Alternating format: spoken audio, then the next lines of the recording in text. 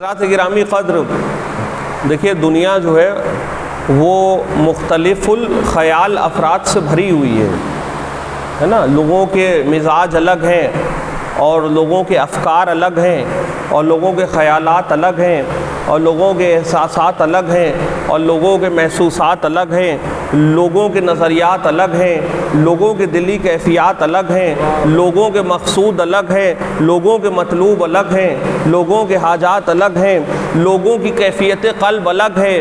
مگر اس الگ الگ میں، اس جدا جدا میں اگر کوئی مرکز اتحاد ہے تو وہ ذات علی ابن ابی طالب ہے۔ صلوات پڑھ دیں محمد و آل محمد پہ۔ کیوں ہے؟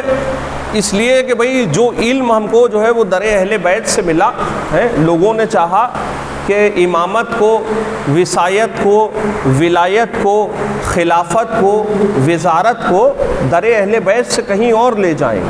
لوگوں نے بہت دیکھیں کوششیں کی اور خدا کی قسم دیکھیں ایک مختلف جو ہے وہ زاویے سے اگر آپ سوچئے اور ایک مختلف جو ہے آپ نظریے سے سوچئے تو اگر لوگوں کی چل جاتی، اگر جو وہ چاہتے تھے، جو منصوبے بنا کے رکھے تھے انہوں نے پلاننگ کی تھی، اگر ان کی سمجھ لیجئے چل جاتی تو آج اسلام کا چہرہ کچھ اور ہوتا ہے نا۔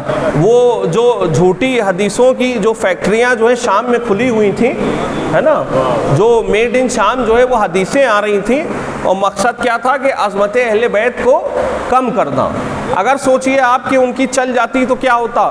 یعنی جنگ نہروان میں معاذ اللہ اگر وہ کامیاب ہو جاتے ہیں اور جنگ صفین میں اگر وہ کامیاب ہو جاتے اور جنگ احزاب میں اگر وہ کامیاب ہو جاتے تو کیا صورتحال ہوتی ہے؟ یہ ہم کو آپ کو پتہ نہیں چلتا۔ اب یہ دیکھیے یہ جو دہشت گرد تنظیم ہے، جو دہشت گرد بھی ہے اور وحشت گرد بھی ہے نا، جس کو کیا کہتے ہیں داعش ہے نا، IS، یہ جو یزیدی ہیں اور یہ جو ابو سفیانی ہیں اور یہ جو معاویائی صفتیں لے کے آ رہے ہیں، بلکہ تینوں لے کے آ رہے ہیں ہے نا۔ تو انہوں نے کیا کہا تھا معاذ اللہ جب انہوں نے 2014 میں عراق میں حملہ کیا تھا، آپ سلسلوں سے سلسلے کو ملائیے، فکر سے فکر کو ملائیے، نظریے سے نظریے کو ملائیے۔ انہوں نے کیا کہا تھا کہ معاذ اللہ ہم جائیں گے اور نجف کا اور کربلا کا نقشہ بدل دیں گے۔ معاذ اللہ آپ دیکھیے دل میں آپ ان کے جو ہے ارمان دیکھ رہے ہیں۔ یہ جو ہمارے جو ہے ائمہ کے روضے ہیں اور ان روضوں کے جو مینار ہیں اور ان میناروں سے برآمد ہوتا ہوا نور جو ہے اور اس نور کی جو تجلیاں ہیں تو سمجھ لیجئے کہ بنی امیہ کے منہ پہ تماچے پڑ رہے ہیں۔ صلوات پڑھیں محمد و آل محمد۔ باطل اپنی چلانا چاہتا ہے اور باطل چاہتا ہے کہ اس کے جو منصوبے ہیں اور اس کے جو عزائم ہیں اور اس کے جو ارادے ہیں اور اس کے جو اغراض ہیں، اس کے جو مقاصد ہیں وہ حاوی ہو جائیں۔ مگر ظاہر سی بات ہے کہ حق ہے۔ تو یہی سمجھ لیجئے کہ اس دور میں انہوں نے چاہا تھا، یہی جو ہے وہ ان کا جو ہے مزاج اس دور میں تھا۔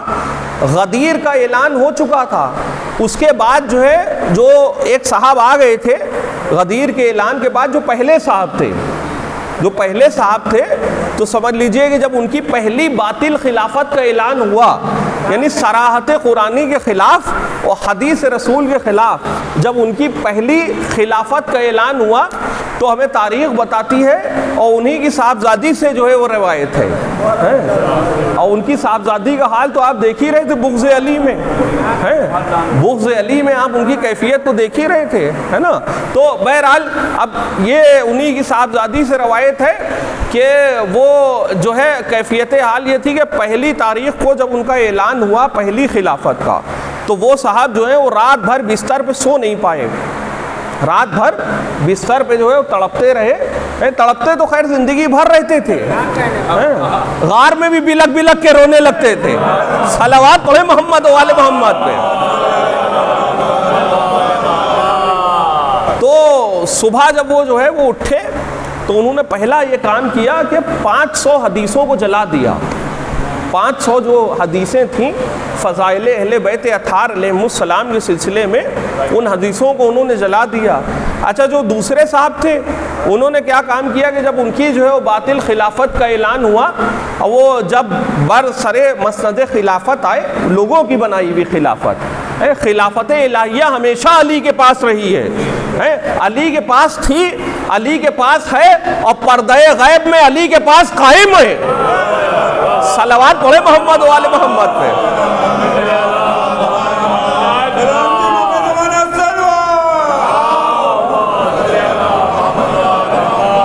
تو جب ان کی خلافت کا اعلان ہوا، وہ خلافت کا دوسرا دور آیا اور خلافت کا دوسرا زمانہ آیا، تو عزیزان محترم کیا کیفیت تھی کہ انہوں نے اعلان کرایا، یہ اعلان کرایا اور یہ منادی دلوائی کہ لوگوں جس کے پاس جو ہے وہ جو ہے حدیث پیغمبر ہے وہ لے آئے، اور لے آ کے جو ہے وہ میرے پاس لے آئے۔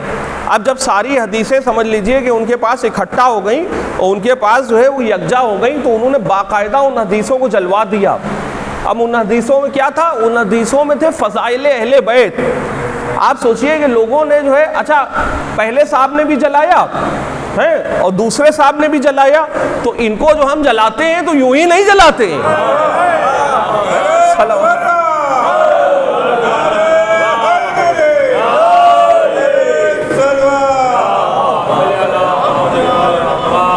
ہمارا جو ہے وہ ان کے سلسلے میں جو طرز عمل ہے وہ سمجھ لیجئے عمل نہیں ہے، رد عمل ہے، ایکشن نہیں ہے، ری ایکشن ہے۔ اچھا اب ہم کیا کریں کہ ہم جو ہے مقتول کے وہ رسائیں، ہم مقتول کے چاہنے والے، تو ہمارے مزاج میں ذرا شدت پیدا ہو جاتی ہے۔ بھائی جس کے گھر کا نقصان ہوا ہوتا ہے اور جس سے محبت ہوتی ہے اس کو اس کی جو ہے لگتی تو ہے نا، اگر لکھنؤ کی زبان میں کہیں تو اس کو اس کی جو ہے لگتی ہے، اس کو جو ہے تکلیف ہوتی ہے۔ اور قاتلوں کو اس سے فرق نہیں پڑتا ہے، قاتلوں کو اس سے کیا فرق پڑے گا، غاصبوں کو اس سے کیا فرق پڑے گا؟ وہ تو ایک ایسے ملک کے رہنے والے ہیں کہ جہاں برسوں پہلے غیرت کا سورج ڈوب چکا ہے۔ صلوات پڑھے محمد و آل محمد پہ۔ تو اب دیکھیں یہ کیفیت ہے، یہ صورتحال ہے کہ پوری حکومت جو ہے وہ مخالف ہے اور پوری جو ہے وہ سلطنت جو ہے وہ مخالف ہے۔ جتنے جو ہے وہ ارکان دولت ہیں وہ سمجھ لیجئے کہ جو ہے وہ علی کے مخالف ہیں۔ لوگ چاہتے نہیں ہے کہ زبان پہ علی کا نام آئے، لوگ چاہتے نہیں ہے کہ زبان پہ جناب سیدہ سلام اللہ علیہا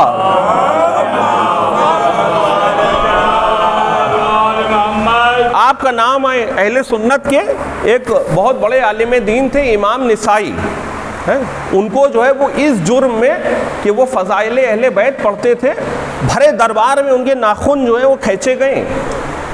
آپ سوچئے کہ کتنا ظلم ہوا ہے اور کتنی پابندیاں لگیں اور کتنی لوگوں نے جو ہے رکاوٹیں ڈالنے کی کوشش کی، پھر بھی جو حق کی زبانیں تھیں اور جو محبت کرنے والی زبانیں تھیں اور جو ایمان والی زبانیں تھیں، ان سے سمجھ لیے کہ ذکر علی اتنی مخالفتوں کے بعد ہوتا رہا، روایتیں آتی رہیں اور مثال کے طور پہ حدیثیں آگے بڑھتی رہیں اور کاروان ولایت آگے بڑھتا گیا، اور آج تک سمجھ لیجئے کہ انہی میں سے بعض افراد نکلتے ہیں اور جو ہے وہ حق کی باتیں کرتے ہیں۔ جیسے آج جو ہے وہ سلمان ندوی صاحب یہ کہہ رہے ہیں کہ غدیر کی جو حدیث ہے بے حد معتبر ہے، جو آج جو ہے 2025 میں اور 1447 ہجری میں وہ لکھنؤ میں کہہ رہے ہیں۔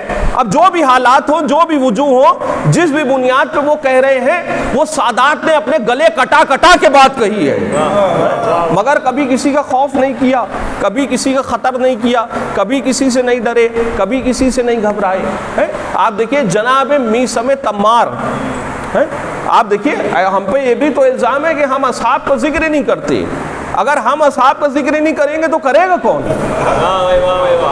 بھائی جناب میثم تمار اور جناب ابو ذر اور جناب مقداد اور جناب سلمان رضی اللہ تعالی عنہم، یعنی ایسے ہو تو رضی اللہ کہنے میں اچھا لگتا ہے، یعنی ایسے ہو تو رضی اللہ کہنے میں اچھا لگتا ہے، ویسے ہو تو لعنت اللہ کہنے میں اچھا لگتا ہے۔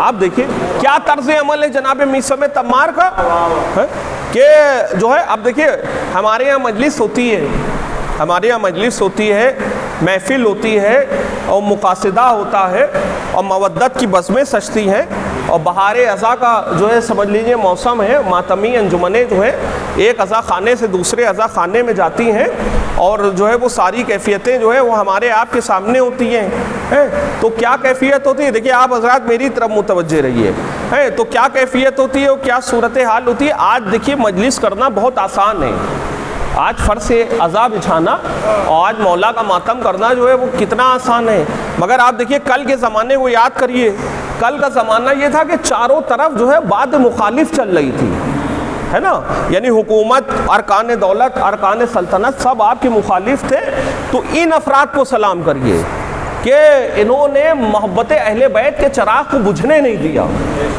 بلکہ اپنے دل کی رمق سے اس کی لو کو تیز کرتے چلے گئے۔ کیا کیفیت ہے؟ آپ شیعت کی اگر تاریخ کو دیکھیں تو رسن و دار کی تاریخ ہے، بیڑیوں کی تاریخ ہے، ہتکڑیوں کی تاریخ ہے، سلاسل کی تاریخ ہے، توق گراں بار کی تاریخ ہے، مگر آپ دیکھیے طرز عمل دیکھیے مولا کے چاہنے والوں کا کہ جناب میثم تمار ہے، اچھا ہم کو مثال کے طور پہ مجلس پڑھنا ہے، کثرت مجالس کا زمانہ ہے، آواز ساتھ نہیں دے رہی ہے، تھکن ہے، مثال کے طور پہ ہم نے کہا بھائی تھوڑا سا پانی پی لیں، گھر آئے تو گھر آ کے کیا طرز عمل ہے کہ تبرک کی روٹی کھا لیں، جو تبرک کی روٹی کھاتا ہے وہی تو فضائل پڑھتا ہے، جو مولا کا صدقہ کھاتا ہے وہی تو کوشش کرتا ہے کہ تھوڑا بہت ایک دو جملوں میں حق نمک ادا کرے، مگر آپ دیکھیے میثم کی عالم میں فضائل پڑھ رہی ہیں۔ آپ اگر خالی دیکھیے تصور شرط ہے، عرب کی گرمی، جو لوگ زیارتوں کو جا چکے ہیں وہ انشاءاللہ دوبارہ جائیں مولا کے صدقے میں، اور جو نہیں گئے ہیں وہ مولا جو ہے ان کو توفیق دے اور شہنشاہ کربلا اور سلطان کربلا اپنے دیار میں بلائیں۔ عرب میں دیکھیے کتنی گرمی ہوتی ہے، سخت ترین گرمی ہوتی ہے، اس عالم میں آپ سوچئے کہ جناب میثم تمار کو سولی دی گئی ہے، آپ سوچئے سولی دی گئی ہے، ہاتھ پیر کاٹ دیے گئے ہیں، درخت پہ لٹکا دیا ہے۔ آج ہم یہاں مثال کے طور پہ مجلس پڑھ رہے ہیں، بھائی ہمارے بھائی نے تلاوت کی ہے، کتنے آرام سے کی، پنکھا بھی چل رہا ہے، فرش ہے، سب آرام سے اطمینان سے بیٹھے ہیں، کسی طرح کی کسی کو کوئی دشواری نہیں ہے، کوئی تکلیف نہیں ہے، اور میثم کی کیفیت دیکھیے، یہ بدن سے خون رس رہا ہے، آپ کیفیت کو ملاحظہ فرمائیے کہ بدن سے خون رس رہا ہے، پیاس کی شدت ہے، بھوک کا غلبہ ہے، اور آپ دیکھیے، آپ ذرا سا اس کیفیت کو دیکھیے کہ سولی پہ لٹکا دیا گیا ہے، اور اس عالم میں طرز عمل کیا ہے، گفتگو کیا ہے کہ اعلان کر رہے ہیں کہ اے کوفے والو آؤ، آخری بار میثم کی زبان سے فضائل علی سنتے جاؤ۔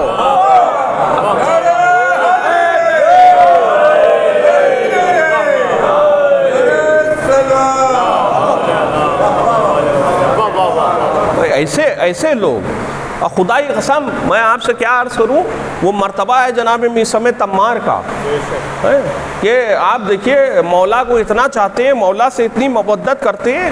اب دیکھیے رسول کے بعد جو لوگ آئے تھے انہوں نے کیا کام کیا تھا کہ سلطنتیں قائم کر لی تھیں، ہے نا، یعنی بادشاہ سلامت بن کے جو ہے مسند پہ بیٹھ گئے تھے۔ بھائی ان کی نظر میں سمجھ لیجئے کہ وہ مسند الہی نہیں تھی، ان کی نظر میں تو اس کو تخت دیکھ رہے تھے نا۔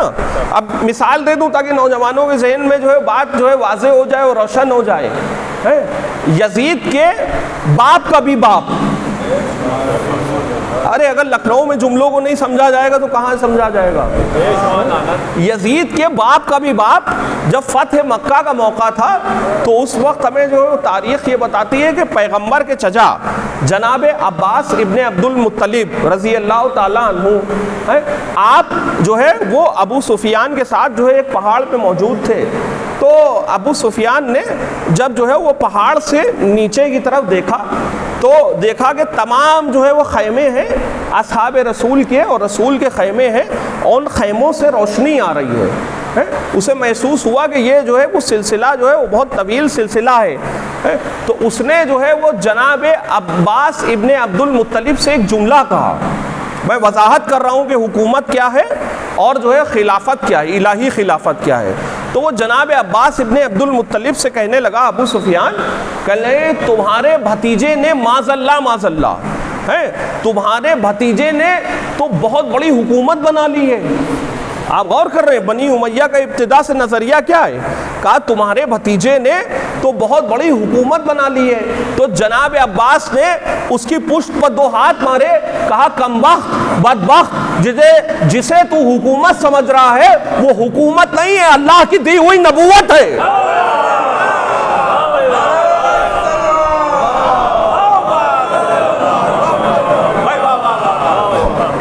کہا جسے تو حکومت سمجھ رہا ہے وہ حکومت نہیں. دیکھیں نظریوں کا فرق ہوتا ہے. تو میں عرض کر رہا تھا نا کہ جو بعد والے آئے تو انہوں نے سلطنتیں بنا لی, کنگڈم بنا لیے, اور بادشاہ سلامت بن کے جو ہے وہ مسند پہ بیٹھ گئے. ان کا مزاج اور تھا, علی کا جو ہے مزاج اور ہے. اچھا علی کو آپ یہ بتائیے کہ تخت کی کیا ضرورت ہے؟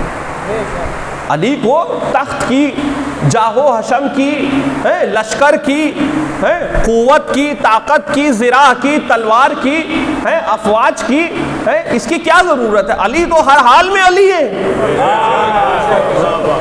علی کا تو ہر انداز علی ہے. علی کا تو خدائی قسم کوئی مقابلہ ہی نہیں ہے. علی تو پھر علی ہے, ان کی مجلس بھی علی ہے, محفل بھی علی ہے, ذکر بھی علی ہے, نعرہ بھی علی ہے.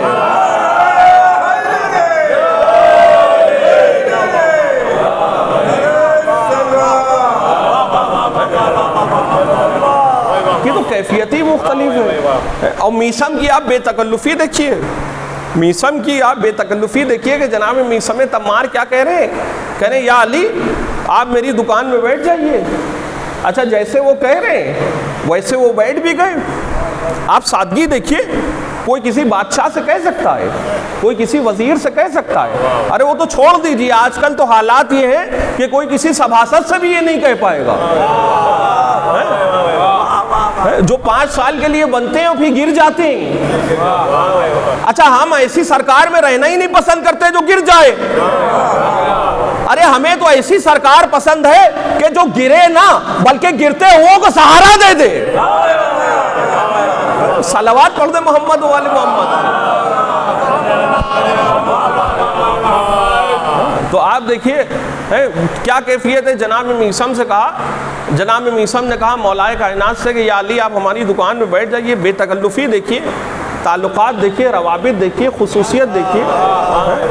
اور جیسے کہا ویسے وہ بیٹھ گئے آرام سے اور اطمینان سے جو ہے وہ دکان میں بیٹھے. اچھا اب ایک صاحب آ گئے, اسے اتفاق کہیے یا حسن اتفاق کہیے, شاعری کو پسند کرنے والے لوگ بیٹھے ہیں یہاں. شہر عزا میں جو ہے وہ طرحی شبداریوں کا دور چل رہا ہے. اسے اتفاق کہیے یا حسن اتفاق کہیے یا دونوں کہیے کہ اسی وقت جو ہے وہ ایک صاحب آ گئے. وہ ایک صاحب آ گئے, انہوں نے جو ہے وہ اب معاذ اللہ علی کو جو ہے ہو سکتا وہ پہلے والوں کی طرح سمجھ رہے ہوں. ایک مرتبہ جو ہے مولائے کائنات کو انہوں نے جو ہے اپنے مقدر کی طرح ایک کھوٹا سکہ دیا. ارے جملوں پہ آپ کی توجہ رہے, اس مجلس میں تو یہ بھی نہیں کہہ سکتے کہ جو ہے رات بہت ہو گئی ہے. مودت کا آفتاب جو ہے وہ ڈوبا نہیں ہے.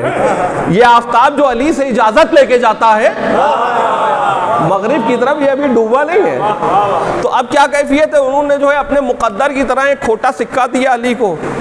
علی نے بھی رتب دے دیے ان کو ویسے ہی, ہے نا, ان کے مقدر کی طرح ویسے ہی رتب دے دیے. اب وہ گھر جا کے گئے, پورا واقعہ دیکھیے آپ کو سنا ہوا ہے.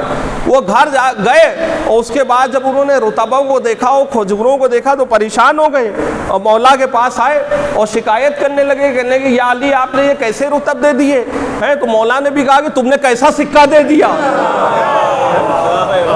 خدا کی قسم جیسی قیمت ہوتی ہے مال بھی جو ہے ویسا ہی ملتا ہے.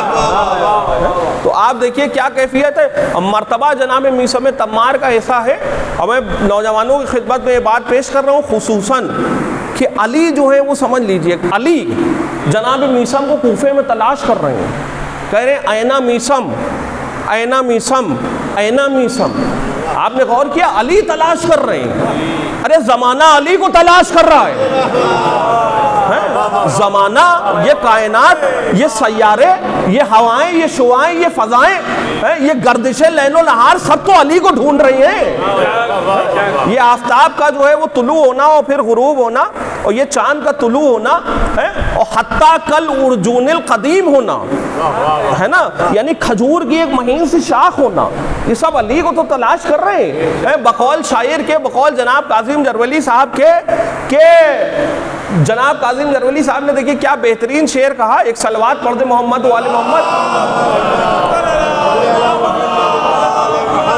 کیا فرما رہے ہیں کہ بتا رہی ہے زمانے کی گردش پیہم, بتا رہی ہے زمانے کی گردش پیہم, زمین ڈھونڈ رہی ہے نشان پائے علی. اللہ اکبر. زمانہ جو ہے وہ آثار علی ابن ابی طالب کو تلاش کر رہا ہے, جو کوفے کے ممبر سے فرما دیا. کیا فرما رہے ہیں, کوفے کے مسجد کے ممبر سے کہہ رہے ہیں اشرف الغنا ترک المنا. بہترین جو ہے وہ سمجھ لیجئے کہ ثروت یہ ہے, بہترین جو ہے دولت یہ ہے, بہترین ویلتھ یہ ہے, اور بہترین پراپرٹی یہ ہے, اور بہترین ثروت یہ ہے کہ انسان تمناؤں کو ترک کرے. افکار علی دیکھیے, خیالات علی دیکھیے, مزاج علی دیکھیے. خدا کی قسم یہ تمنائیں ہیں جو انسان کو برباد کرتی ہیں. تمنائیں ہوتی ہیں نا, تمنائیں یہ ہوتی ہیں کہ جو نہ ہو اسے وہ کہا جائے. ارے بڑا لطیف جملہ ہے, آپ کی خدمت میں پیش کر رہا ہوں. یہ تمنائیں آدمی کو رسوا کرواتی ہیں. جو فقیر شام ہو اسے حاکم شام کہا جائے, جو بے اولادی ہو اسے اماں کہا جائے.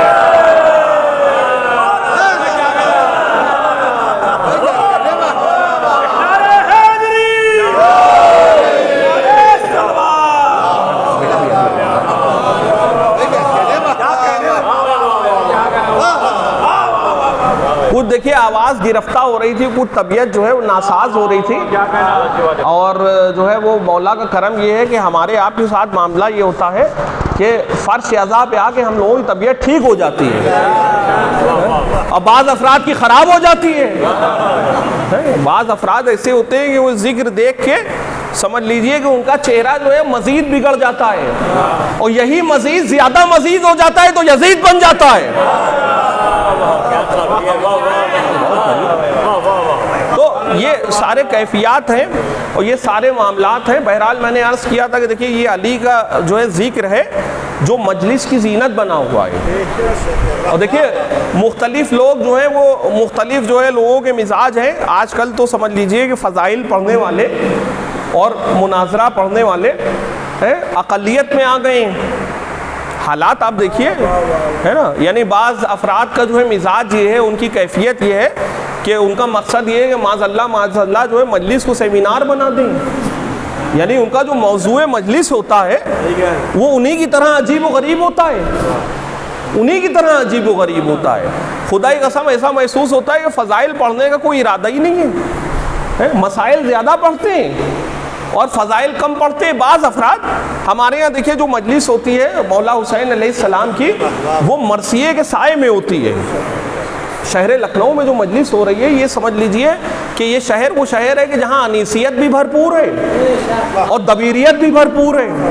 تو یہاں جو مجلس ہو رہی ہے وہ مرثیے کے سائے میں ہوتی ہے. اچھا فضائل تو پھر بھی لوگ برداشت کر لیتے ہیں, کمزور دل والے بھی, مگر جہاں مناظرے کا مسئلہ آتا ہے تو بعض ہمارے عزیزان ملت جو ہے وہ شکایت کرنے لگتے ہیں. کہتے ہیں کہ دیکھیں ان ذاکر نے اور ان شاعر نے, بھئی شاعر بھی تو ہمارے جو ہے معاذ اللہ پیچھے تھوڑی نہ ہے.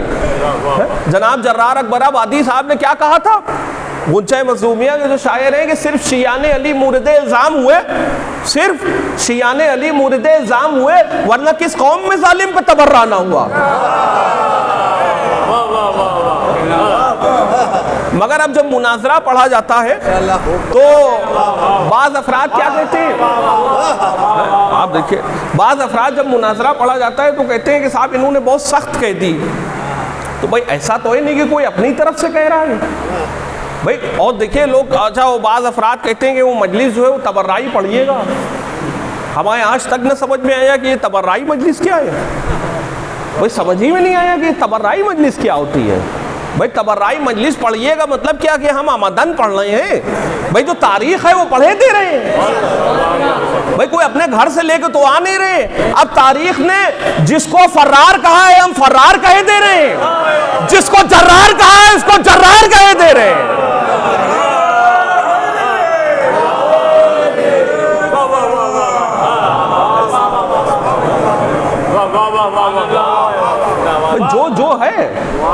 اسے ہم وہ کہے دے رہے ہیں، اپنی طرف سے کہہ نہیں رہے ہیں، تو کوئی صاحب لہٰذا جو ہے شکایت نہ کہے۔ اچھا اگر یہ بات ہے مثال کے طور پہ شاعروں سے اور ذاکروں سے اگر یہ شکایت ہے کہ انہوں نے دیکھیے صاحب بہت سخت کہہ دی، اگر یہ مسئلہ ہے اور یہ معاملہ ہے تو آپ سمجھ لیجئے کہ اگر ایسا مسئلہ ہے اور ایسا معاملہ ہے تو سب سے زیادہ جو ہماری قوم میں تبرعی شخص ہے وہ ہے ہماری مسجد کا مؤذن۔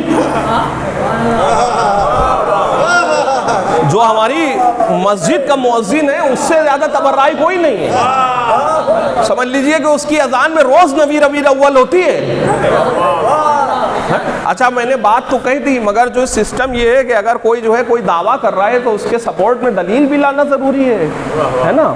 بغیر دلیل کوئی دعویٰ ٹھہرتا نہیں ہے، نہ عدالت دنیا میں ٹھہرتا ہے نہ عدالت محشر میں ٹھہرتا ہے۔ اب دیکھیں میں کیوں یہ بات کہہ رہا ہوں، اس لیے کہ مؤذن جب گلدستہ اذان پہ آتا ہے تو کیا کہتا ہے؟ کہتا ہے اشہد ان علی ولی اللہ و وصی رسول اللہ و خلیفتہ بلا فضل۔ یہی تو کہتا ہے، کہتا ہے میں گواہی دیتا ہوں کہ اللہ کے علی ولی ہیں، وصی ہیں، خلیفہ ہیں، کیسے ہیں؟ بلا فضل ہیں۔ یعنی گویا وہ یہ کہتا ہے بار بار اور بار۔ ایک صلوات پڑھ دے محمد و آل محمد پہ۔ بھائی بدلے ہوئے لفظوں میں تو یہی تو کہتا ہے وہ، اور بقول شاعر کے وہ یہ کہنا چاہتا ہے کہ نبی کے بعد بلا فصل ہیں علی مولا، نبی کے بعد بلا فصل ہیں علی مولا، نہیں ہے بیچ میں کوئی نجاستوں کی لکیر۔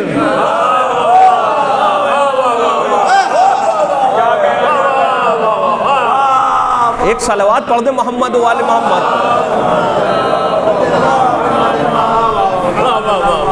تو حقیقت یہ ہے، حق یہ ہے اور سچائی یہ ہے، اور جو سچائی ہے دیکھیے اسے بیان کرنا چاہیے۔ اگر آپ جو ہے وہ نہیں بیان کریں گے خدا کی قسم تو سمجھ لیجئے کہ امانت میں خیانت ہو جائے گی۔ اچھا لوگ یہ بھی کہتے ہیں کہ صاحب مجلس بہت اچھی پڑھی، سننے میں ملتا ہے کہ نہیں یہ جملہ کہ صاحب فلاں صاحب نے شعر بہت اچھے پڑھے، کلام بہت اچھا کہا، مجلس بہت اچھی پڑھی۔ دیکھیں مجلس کوئی اچھی نہیں پڑھتا ہے، نہ کوئی کلام اچھا کہتا ہے، ان کے فضائل اچھے ہیں۔ ایک صلوات پڑھ دے محمد و آل محمد۔ ورنہ آپ دیکھیے کہ کس کی بساط اور کس کی مجال اور کس کی حیثیت اور کس کی وقت کے ان کے فضائل پڑھے۔ آپ سوچئے کہ ان کے ثنا خانوں میں خود اللہ ہے، خود رب العزت ہے، ان کے ثنا خانوں میں اور ان کے مدح خانوں میں وہ خود اللہ ہے، خالق کائنات ہے۔ بھئی دیکھیے آپ کہتے ہیں نا ان اللہ و ملائکتہ یصلون علی النبی یا ایھا الذین آمنوا صلوا علیہ وسلموا تسلیما۔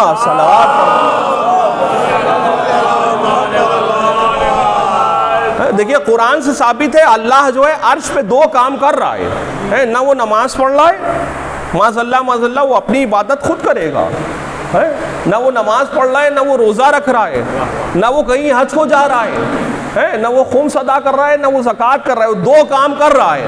محمد و آل محمد پہ درود پڑھ رہا ہے، ان کے دشمنوں پہ لعنت کر رہا ہے۔ اس کے دو ہی کام ہیں، اور ہمارا کام کیا ہے؟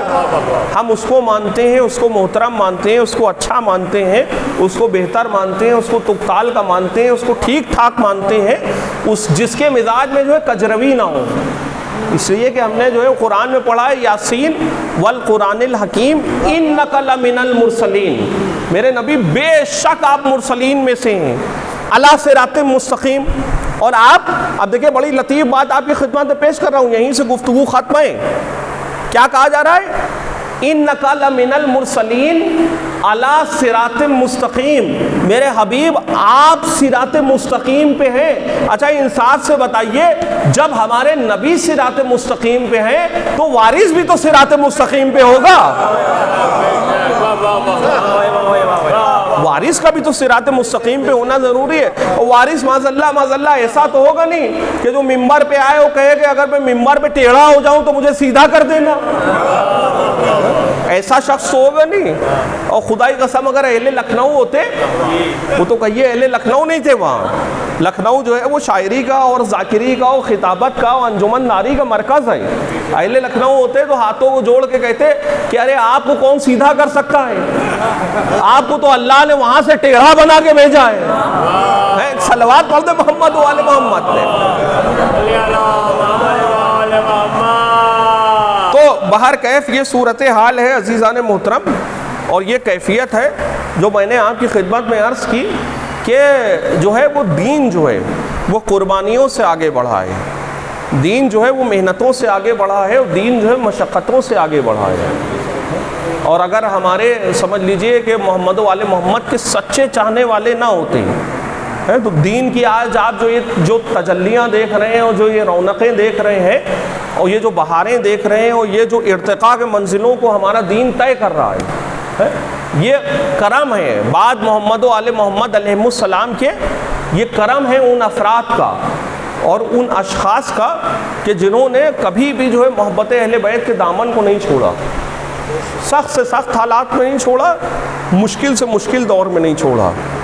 ایسی ہی ایک شخصیت تھی جناب جابر ابن عبداللہ انصاری کی رضی اللہ تعالیٰ عنہ. آپ جو حدیث قصہ پڑھتے ہیں ہر شب جمعہ ہمارے آپ کے گھروں میں جو ہے حدیث قصہ ہوتی ہے, تو کہاں سے ابتدا ہوتی ہے؟ ان جابر ابن عبداللہ الانصاری, ہے نا.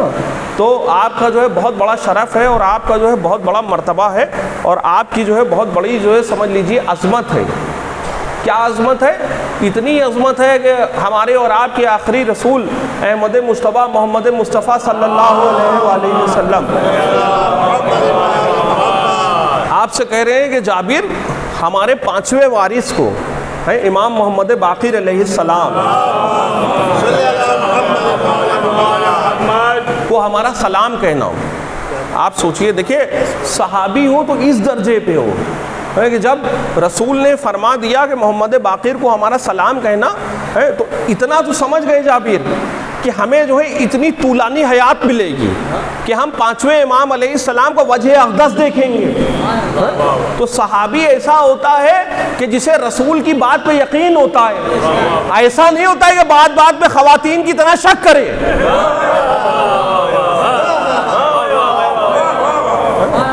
شک کرنے والوں کا قبیلہ اور ہے. اور دیکھیں شک اور ایمان میں لڑائی نہیں ہے. پھر میں عرض کر رہا ہوں لکھنؤ جو ہے بولیوں کا شہر ہے, لکھنؤ محاوروں کا شہر ہے, لکھنؤ مرثیے کا شہر ہے. اور مرثیے کی عظمت یہ میں اپنے نوجوان دوستوں تک پہنچا دوں امتیاز بھائی, مرثیے کی جو ہے عظمت یہ ہے, اور مرثیے کی فضیلت یہ ہے, مرثیے کا وقار یہ ہے کہ آغا سکندر مہدی مرحوم فرماتے ہیں کہ مثنوی ہو یا قصیدہ یا رباعی کے غزل, مثنوی ہو یا قصیدہ کے رباعی کے غزل مرثیہ نظم کی اصناف میں سب سے اول.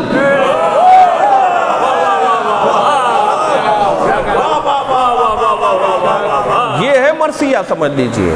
تو اب کیا کیفیت ہے عزیزان محترم کہ جو ہے بہر کیف جو ہے انہوں نے جو ہے اور بہر طور جو ہے وہ محبت اہل بیت کے جو ہے چراغ کو جو ہے وہ گل نہیں ہونے دیا, سختیاں جھیلی اور مصائب جھیلے. اور اتنا یقین ہے جابر کو. اور جب جناب جابر ابن عبداللہ انصاری نے 5ویں امام علیہ السلام کو مدینے کی گلیوں میں دیکھا تو محسوس کیا کہ وہی رفتار ہے اور وہی گفتار ہے اور وہی صورت ہے, دیکھیے اتنا زمانہ اور جابر کو محسوس ہوا کہ رسول خدا آ رہے ہیں. آپ سوچئے جابر کو یہ محسوس ہوا کہ رسول خدا جو ہے آ رہے ہیں. آپ دیکھیں اتنا زمانہ گزر گیا اور جو ہے امامت کی جو ہے وہ 5ویں منزل آ گئی ہے, نہ جمال بدلا نہ چہرے کا کمال بدلا. خدا کی قسم اسی محمدیت کو اسی علویت کو اللہ نے ایسا انتظام کیا ہے کہ پردہ غیب سے آج بھی جو ہیں شعائیں چھن چھن کے آ رہی ہیں. سوچئے جب ابھی یہ کیفیت ہے تو جب ظہور پرنور ہوگا تب کیا کیفیت ہوگی.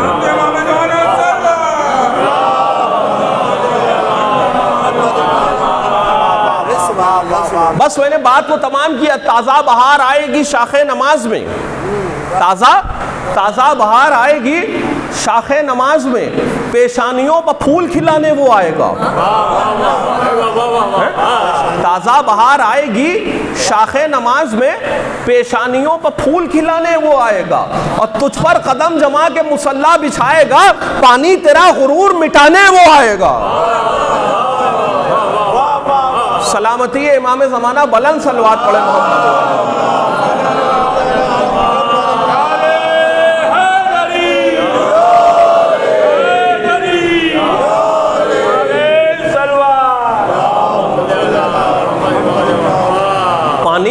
تیرا غرور مٹانے وہ آئے گا. اور وہ آگ جو لگی تھی خیام حسین میں، وہ آگ جو لگی تھی خیام حسین میں اب تک سلگ رہی ہے، بجھانے وہ آئے گا.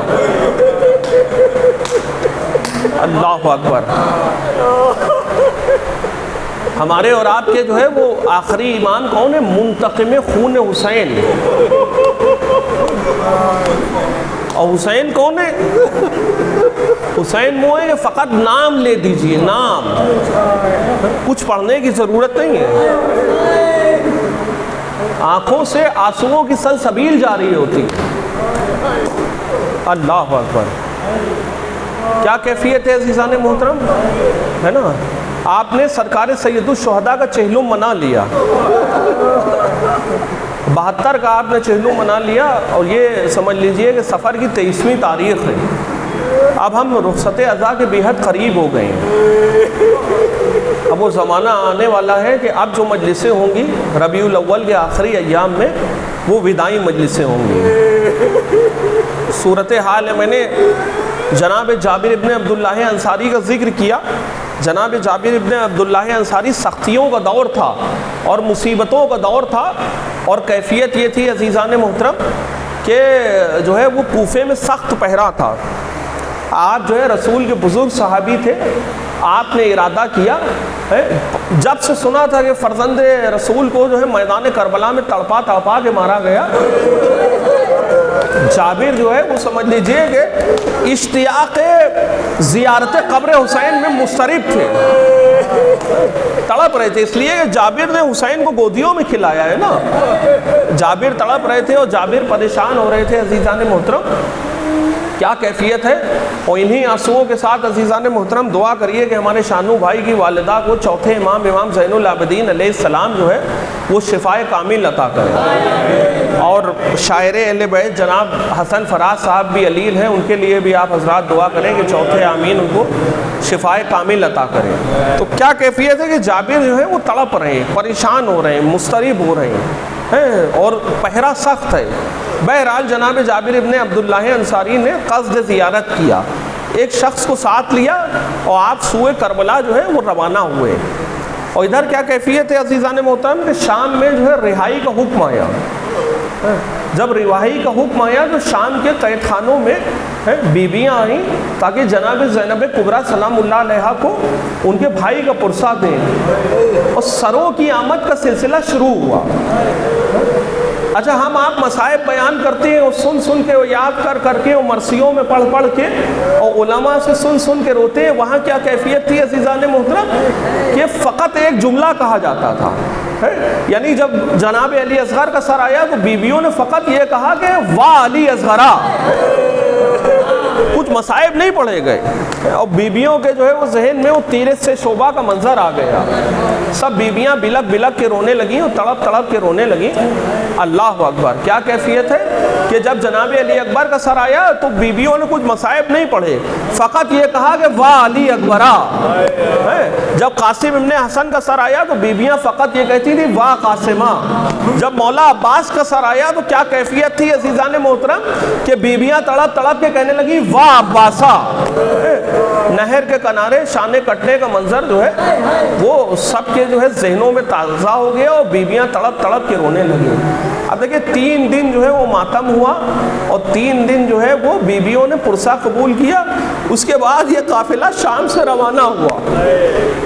کیا کیفیت ہے عزیزان محترم کہ شام سے جب یہ قافلہ روانہ ہوا تو ایک ایسی منزل پہ آیا اور ایک ایسے مقام پہ آیا جو شخص چوتھے امام علیہ السلام کے ساتھ تھے، انہوں نے کہا کہ میرے آقا، میرے سید و سردار، میرے مولا، ہم ایک ایسے راستے پہ آ گئے ہیں، ہم ایک ایسے مقام پہ آ گئے ہیں کہ ایک راستہ کربلا کو جا رہا ہے اور ایک راستہ مدینے کو جا رہا ہے، کیا حکم ہے؟ اب دیکھیں بیویوں نے جیسے ہی کربلا کا نام سنا، بیویاں تڑپ تڑپ کے رونے لگی۔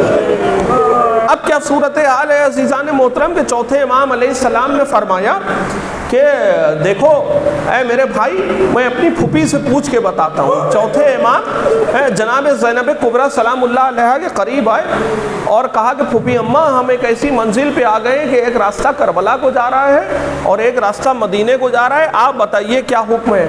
کہا بیٹا سید سجاد، زینب پہلے اپنے بھائی کی قبر کی زیارت کو جائے گی۔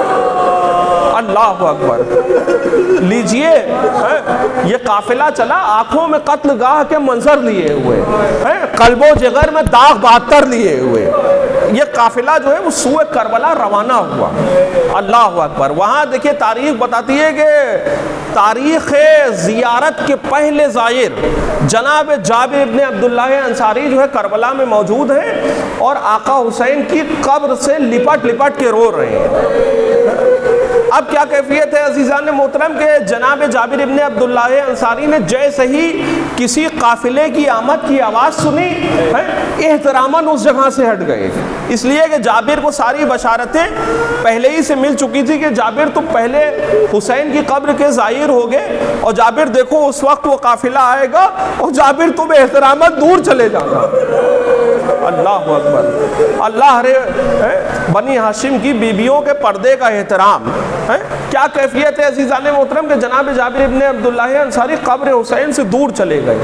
اب یہ قافلہ جب دور سے آیا اور بیویوں نے دور سے مقتل کو دیکھا تو کیا کیفیت ہے؟ جناب زینب نے جب جیسے ہی دور سے قبر حسین کو دیکھا تو اس کا انتظار نہیں کیا جناب زینب نے کہ محمل سے اترے، بلکہ اپنے کو محمل سے گرا لیا، بس میں نے مجلس کو تمام کیا۔ جناب زینب نے خود کو محمل سے گرا لیا اور ایک مرتبہ کوہنیوں کے بل چلتے چلتے قبر حسین میں گئی، کہا بھیا ارے تمہارے بعد خیموں میں آگ لگا دی گئی، زینب کے بازوؤں میں رسی باندھی گئی، ارے بھیا یہ بہن تم سے بہت شرمندہ ہے، جو امانت تم نے زینب کے سپرد کی تھی وہ شام کے قید خانے میں چھٹ گئی، رباب کا پھول شام کی پتھریلی زمین میں چھپ گیا، واہ حسینہ واہ زینبہ واہ مصیبتہ، سیعلم الذین ظلموا ای منقلب ینقلبون، ان للہ و انا الیہ راجعون، رضاً بقضائہ و تسلیما لامر، ربنا تقبل منا انک انت السمیع العلیم۔ حضرات آپ سے گزارش ہے کہ ہمارے محترم شانو صاحب کی والدہ کے لیے اور شاعر اہل بیت جناب حسن فراز صاحب کے لیے آپ لوگ دعا کریں، ان آنسوؤں کے صدقے میں چوتھے امام علیہ السلام ان کو شفائے کامل عطا فرمائے۔